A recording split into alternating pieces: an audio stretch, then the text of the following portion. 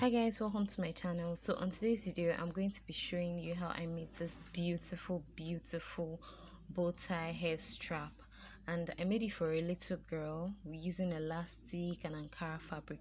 So if you want to see how I made this from the scratch to the last point, just keep on watching this video.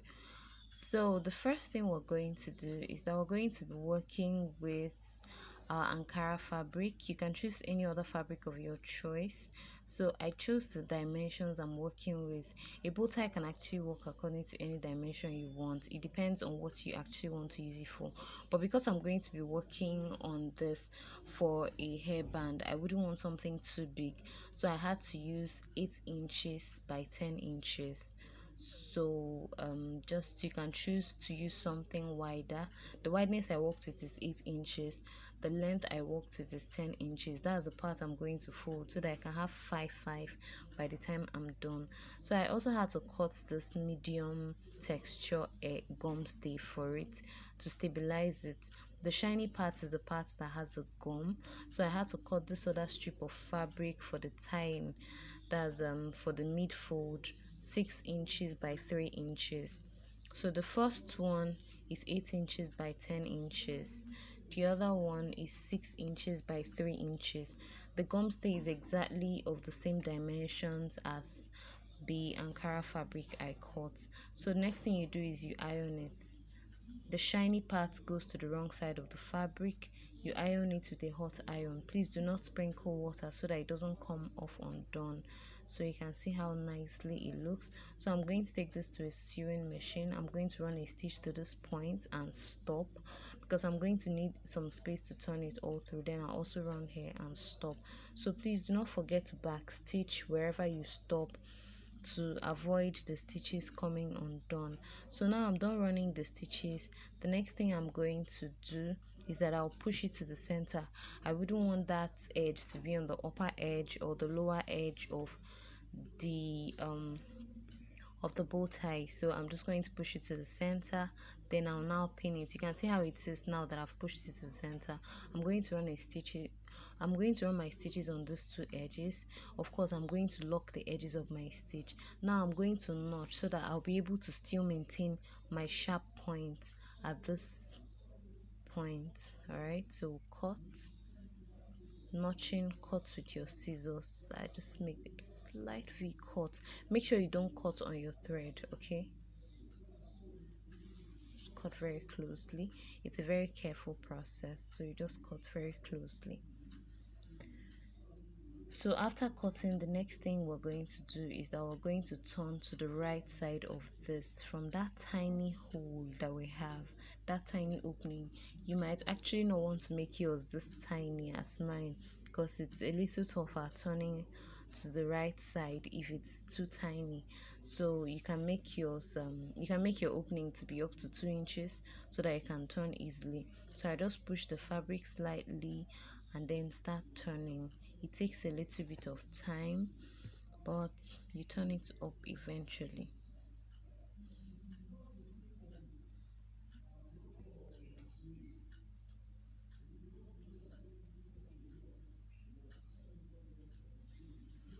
So after turning it up, I'm going to use my scissors to push out the sharp corners. Okay, so I'll push out the sharp corners by putting in my scissors and just giving it a little push so that the edges will not look so blunt.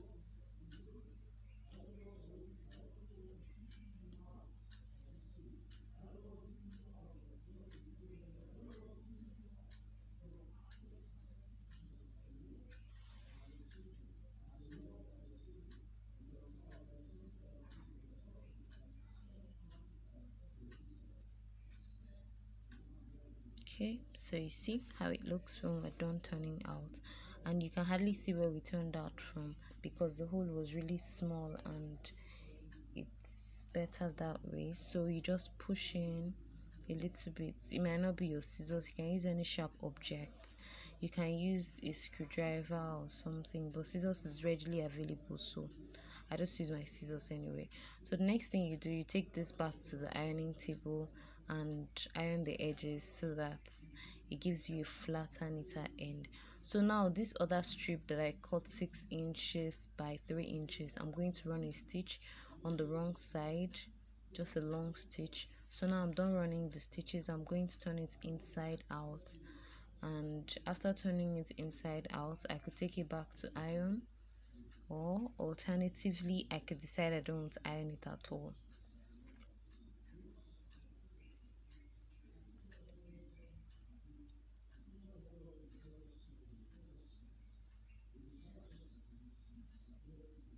So now we're done.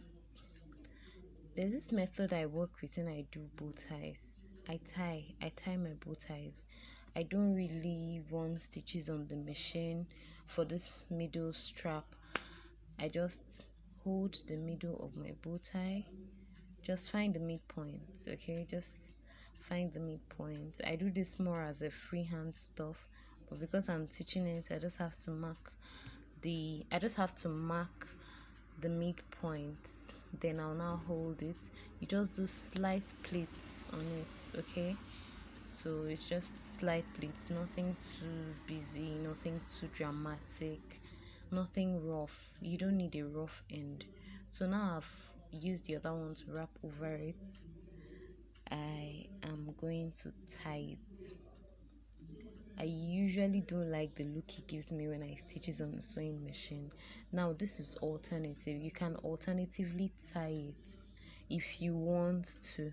If you want to stitch it on a sewing machine or using a hand needle and cut off the excess eventually, you're welcome to do so. But most times I have to struggle to stitch it on a sewing machine, so I don't enjoy that. So I can now tack the other edges of the tying with hand needle if I want to, but right now I really don't want to. So I'm going to go ahead to cut the strap for the hairband. So the baby's head is not really up to 24. I think it's about 17, but I'm cutting a total of 24. That's for both sewing allowance, gathers, and all that. If you want to cut 2 times the round head measurement, it's okay to cut it too, but I just decided to cut 24 inches by 3 inches.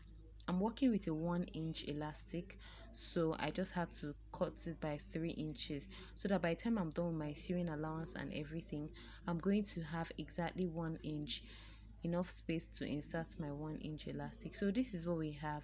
Please do not attach gum stay to this. You need it to be as flexible as possible. Now watch me very closely. From this upper end, I'm going to leave about 1 or 2 inches. From this lower end, I'm also going to leave about 1 or 2 inches and then join the rest of it. So you can see I also left space too before joining the left. So I'm going to turn it inside out with my scissors or whatever it is you want to use to push it out. So I'll just turn it out, and after turning it out, I can iron it if I want to. Now this is not compulsory, like the whole ironing thing, because it's going to be rough by the time you're done. You're going to have all the squeeze and the gathers, so no need. So now I'm done turning it to the right side. I'm going to move this joining line, the midline, to the center. So you see how I held this too, right? So you move the sides that don't have the midline to face each other. So you open up those other 1 inch, maybe 2 inch space you left in between. You just open them up, hold them together, take them to your sewing machine and run stitches through them. So you're going to run a 1/2 inch stitch through it, and yeah, you run a 1/2 inch stitch through it to ensure that it holds very well. Of course, don't forget to use your lock stitch. So you're going to lock your stitches, and that's it.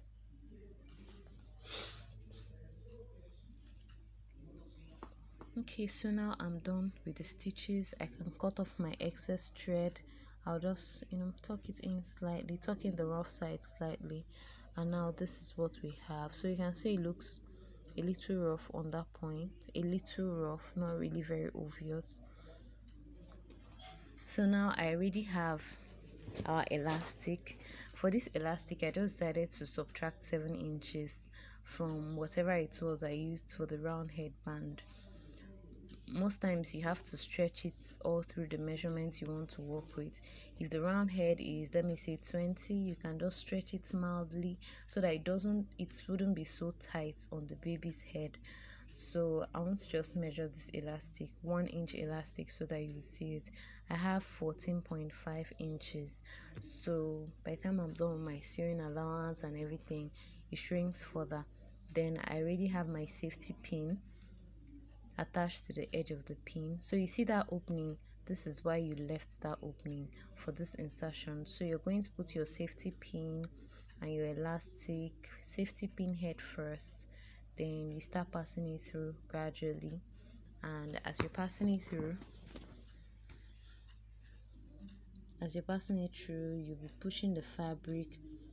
Sometimes the midline keeps shifting, so keep adjusting it so that it doesn't twist to the point you don't like it. So you just keep pushing it, keep dragging back the other part, gathering. I mean, the gathers kind of gives it a beautiful look. So that's why most times I recommend, if you want, let me say if the round head is 17, you can decide to multiply the length of the fabric by 2 or by 3 so that you can have a lot of gathers if you want that. So now we've gotten to the end of insertion of our elastic. We remove our safety pin, we hold the ends together, we take it to the sewing machine and run a stitch to it. So after running a stitch on it, we can cut off the excess threads, we push it inside. We don't want to see the joining point. It's not our, we're not interested.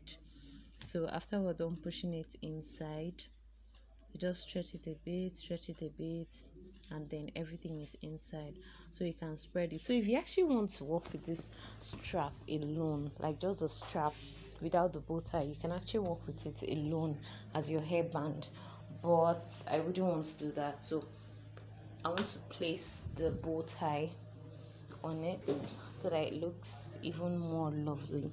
So that end where I inserted the elastic from, you can actually choose to leave it bare or you can choose to tack it. I usually prefer to tack it, so please follow my method. I'll push it out a little bit one side, then I'll insert the needle because I wouldn't want the edge of the thread showing, so I'll insert it. Then on the opposites, you don't push out the opposite, you just insert it directly opposite. You pass the thread under close to it, then pass again opposite, insert to the next. It's gradually tucking in on its own. Pass opposite, insert to the next, pass opposite, insert to the next. So this is like a tucking stitch. You'd not see my stitches running on top, like you won't see my stitches being run at the top. So I can go ahead and run the stitches all through again and again, and if I don't want to, I can just lock up the stitches. So you just run it opposite, the final one. When you get to the point where you're comfortable with it, you just see, insert, pass thread. When you get to the point where you're okay, you tie the thread. Just make sure you don't have a long, you see how neat it looks. So just make sure you don't have a long thread lying freely by the end of the day.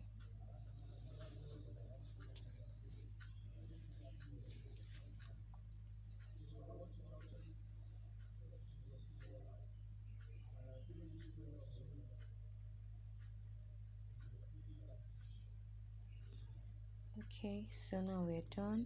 We're going to turn it to the right side. We'll spread our elastic beautifully, and then we place our bow tie.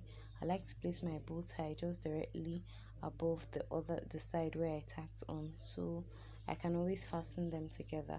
So you use your pin to attach. You can use your hand needle to attach the bow tie to the stretchy hair strap, then, or you can run your stitch on a sewing machine, just something very tiny.